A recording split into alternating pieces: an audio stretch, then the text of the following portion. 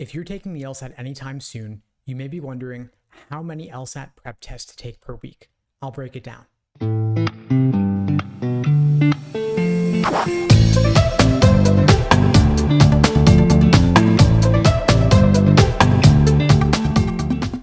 Hey, what's up everybody? Steve Schwartz here from LSAT Unplugged, joining you today to share how many LSAT prep tests you should be taking per week as part of your LSAT study plan. Before I get into it, a little bit about LSAT Unplugged. We offer live online classes via Zoom, on-demand video courses, small group coaching, and one-on-one coaching. Check out the links below this video to find out more and to book a call with me and my team. We'd love to help you out. So as a general rule of thumb, I recommend taking at least 10 full-length timed practice tests before your actual LSAT exam. This way, LSAT test day will ideally feel like just another practice run. Now, so if you're taking the LSAT 10 weeks from now, you may want to take simply one timed exam per week and review it in depth. If you haven't taken any timed practice tests before and your LSAT is just 1 month away, you might want to take 2 timed exams per week, bringing you close to approximately 10 timed practice tests in total. I wouldn't typically recommend taking 3 or 4 a week because I don't want you to burn out, and I would never recommend taking timed practice tests on consecutive days. It's just a recipe for burnout. For every single practice test, and of course for the big day itself, you want to walk in fresh and ready to kill it. That means that you're not doing any major studying the day before a practice test. You're not taking several timed sections. You're not studying for 6+ hours a day. Again, recipe for burnout. Timed practice tests are best done here and there as a way of both, of course, measuring your progress as well as helping you to build your endurance. If you're taking the LSAT in 2 to 3 months or less, I typically recommend taking 1 to 2 timed exams per week and reviewing them in depth. If you're taking the LSAT more than 3 months from now, 1 timed exam per week should be sufficient because you're also, of course, doing questions by type and individual timed sections, along with reviewing the basics. Maybe you're meeting with a coach or tutor one-on-one. Maybe you're joining some small group sessions via Zoom. Maybe you're joining some live classes. All of this, of course, counts as studying.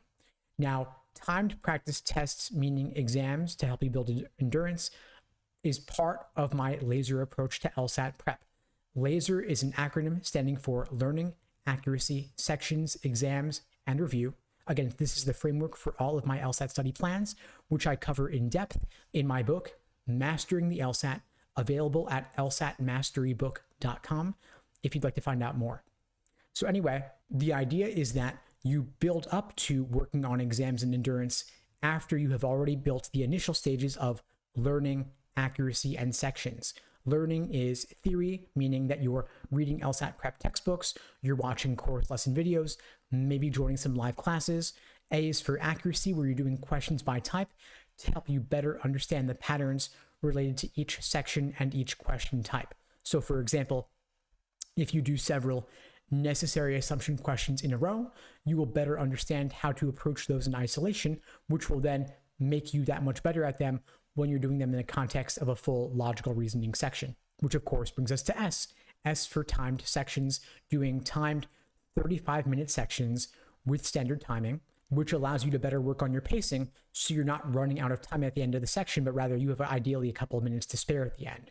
Then we have E for exams and endurance, doing those full-length timed practice tests. And finally, R for review, reviewing in depth every single question you're having difficulty with, every single question you're getting wrong or you're not sure of, so that you can avoid making the same mistake again.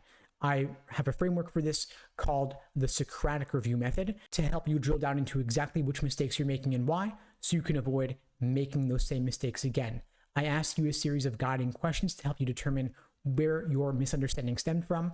Was it in the stimulus, the question stem, or the answer choices, tempting wrong answers, unappealing right answers? The Socratic review method framework helps you dive deep into each of these areas so that you are getting as much value as possible out of all these questions and exams that you are completing before the big day.